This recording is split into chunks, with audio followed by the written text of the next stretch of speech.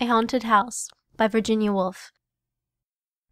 Whatever hour you woke, there was a door shutting. From room to room they went, hand in hand, lifting here, opening there, making sure. A ghostly couple. "Here we left it," she said, and he added, "Oh, but here too! It's upstairs," she murmured. "And in the garden," he whispered. "Quietly," they said, "or we shall wake them." "But it wasn't that you woke us. Oh no. They're looking for it. They're drawing the curtain, one might say, and so read on a page or two. Now they've found it, one would be certain, stopping the pencil at the margin. And then, tired of reading, one might rise and see for oneself the house all empty, the doors standing open, only the wood pigeons bubbling with content, the hum of the threshing machine sounding from the farm. What did I come in here for? What did I want to find? My hands were empty. Perhaps it's upstairs, then? The apples were in the loft, and so down again, the garden still as ever, only the book had slipped into the grass. But they had found it in the drawing room. Not that one could ever see them. The window panes reflected apples, reflected roses. All the leaves were green in the grass. They moved in the drawing room. The apple only turned its yellow side. Yet, the moment after, if the door was opened, spread about the floor, hung up on the walls, pendant from the ceiling, what? My hands were empty. The shadow of a thrush crossed the carpet. From the deepest wells of silence, the wood pigeon drew its bubble of sound. Safe, safe, safe.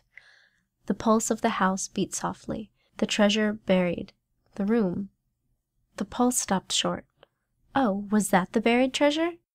A moment later, the light had faded. Out in the garden, then? But the trees spun darkness for a wandering beam of sun. So fine, so rare, coolly sunk beneath the surface, the beam I sought always burnt behind the glass. Death was in the glass. Death was between us, coming to the woman first, hundreds of years ago, leaving the house, sealing all the windows. The rooms were darkened. He left it, left her, went north, went east, saw the stars turned in the southern sky, sought the house, and found it dropped beneath the downs. Safe, safe, safe. The pulse of the house beat gladly. The treasure yours. The wind roars up the avenue. Trees stoop and bend this way and that. Moonbeams splash and spill wildly in the rain. But the beam of the lamp falls straight from the window. The candle burns stiff and still. Wandering through the house, opening the windows, whispering not to wake us, the ghostly couple seek their joy. "Here we slept," she said, and he adds, kisses without number.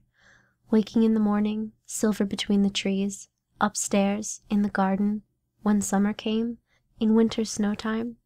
The doors go shutting far in the distance, gently knocking like the pulse of a heart. Nearer they come, cease at the doorway. The wind falls, the rain slides silver down the glass. Our eyes darken. We hear no steps beside us.